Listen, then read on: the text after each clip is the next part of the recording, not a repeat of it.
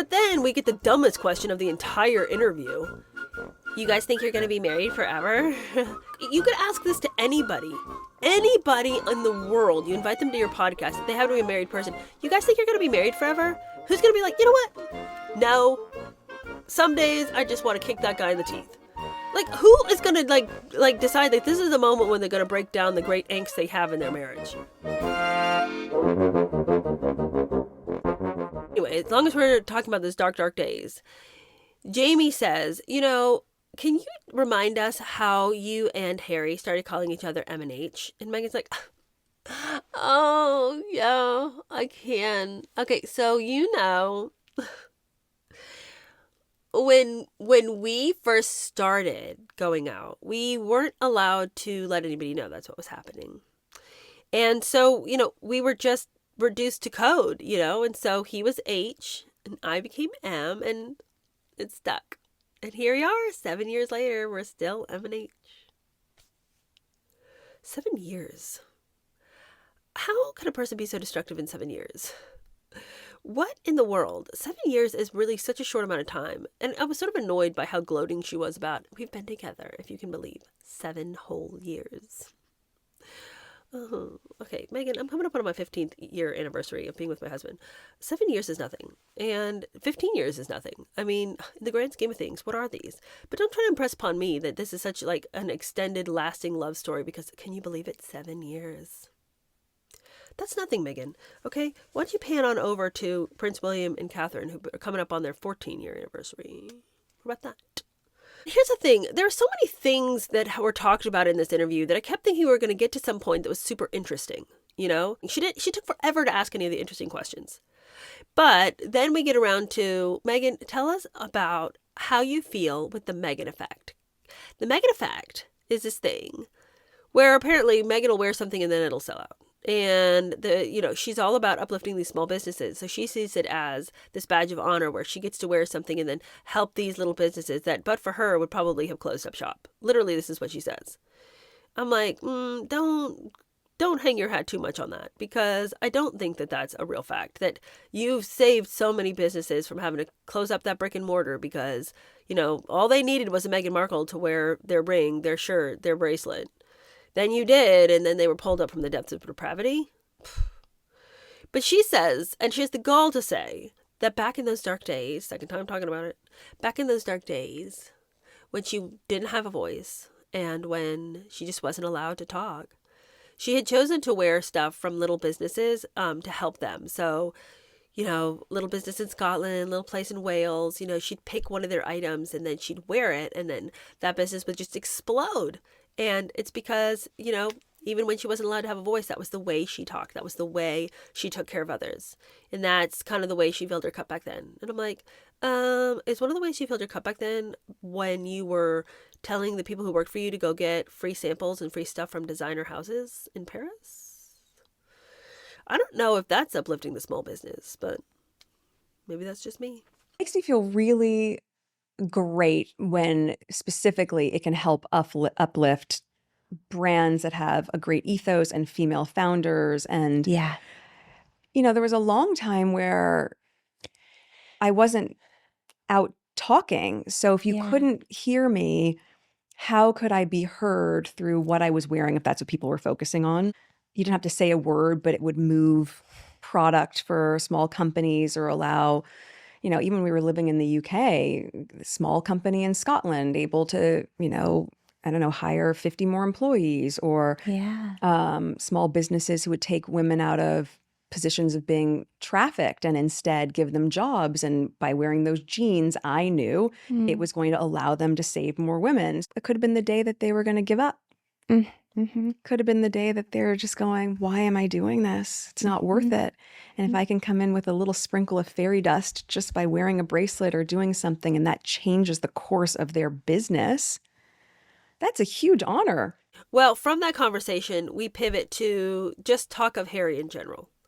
And Jamie would like to read Meghan this quote that's been floating around. And so she reads this quote in which Harry says, everything my wife touches gold. Everything she does is amazing. I don't think there's anything Meghan has ever done that was not truly and completely inspired. And I'm really excited to see her on this journey. And it's just this, like, you know, obligatory thing a husband would say if a reporter comes to him and sticks a mic in his face. What do you think about Meghan stuff? Of course he's going to say she's awesome, she's amazing, everything she touches is gold. Meghan's like, wait a second. Wait, when did he say that? When did he say that? She asks the crew. And Jamie, who she could have just asked, Jamie's right there. And Jamie's like, this week. He said it this week. She's like, really? Wow. Okay, cool. I didn't know that. Great. Nice. And I'm like, oh, was that not part of the 1% your staff thought was worthy of your attention? These glowing words your husband has to say about you, regardless about whether they were necessarily pressed upon him because maybe somebody, we don't get the context for when he said this. But it seems to me that if there was a quote going around about something nice your husband said, somebody in your staff would have brought it to you if they thought that mattered to you. But see, Meghan doesn't care what Harry thinks. Meghan doesn't care if Harry thinks she's doing a great job. You know, screw him. He is part of the problem here. Like, get out of the way with your sad sack face and just, like, figure yourself out, because I'm over here moving mountains with my podcast and my Netflix show and my product line, and I don't know what you're up to, okay? But, of course, I mean, even her response to what he had said was kind of stilted. I love that you're hearing this for the first time. He says, I'm so happy for my wife and fully supportive and support absolutely everything she's done and continues to do. How does that make you feel? Oh, he's such a great partner. I feel that, right? I feel that every day in how supportive he's been and is. But I didn't know he said that. So that's really nice. That leads into conversations about their marriage in general. And Jamie's like, you know, you can tell that she really feels like she's asking some hard-hitting questions, but we know they're not hard-hitting because these aren't going to be questions that get honest answers. You know, Meghan, could you tell me a little bit about what marriage is like? Like, how are you guys doing? And of course, what's Meghan going to say? This is terrible. We don't like each other. He's miserable. You know, he's off doing his thing. I'm doing mine because I'm just tired of dealing with him. No, she's never going to say that. So she's like, this is the best we've ever been. It's like a honeymoon period. We immediately went into the trenches together. Yeah. Right out of the gate, like 6 months into dating. So now 7 years later, when you have a little bit of breathing space, you can just enjoy each other in a new way. And that's why I feel like it's more of a honeymoon period for us now. Yeah. Okay. But then we get the dumbest question of the entire interview. You guys think you're going to be married forever? Who would ask that question to anybody, even if it was somebody who you did not know seemed to have kind of a tumultuous situation in the media as far as where her marriage stood?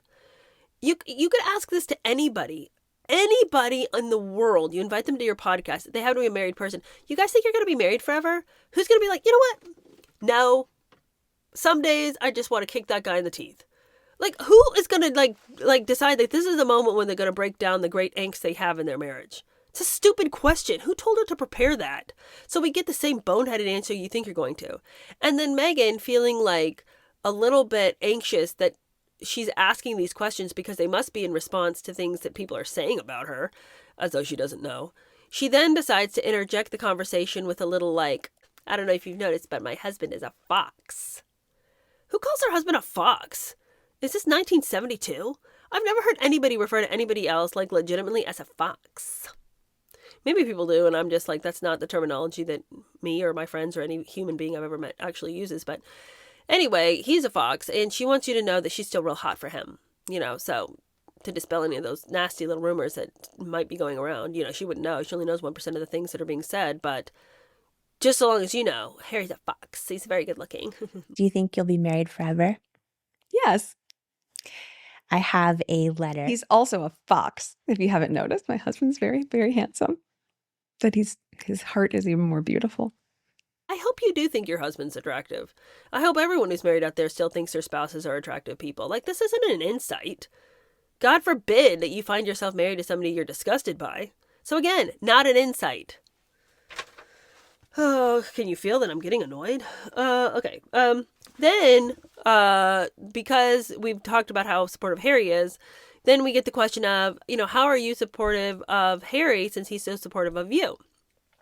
Okay, that's a pretty decent question because I would like to know some particulars about this. And you know what we're told? That Meghan is this shining light of common sense because she doesn't have her head all like in a bunch of tabloids and noise. She can actually come and help Harry when he doesn't know which way to turn. She can kind of steer him clear because she doesn't have all this outside noise going on. Also, she cooks bacon for him. So there's that. And she goes on to describe at length this bacon sandwich she made for him. And I'm like, yeah, but you cooked one of those for Michael/Brooklyn/director. So how much do you really love Harry if you're handing out those goods everywhere? But you know, all her bacon makes the boys come to the yard.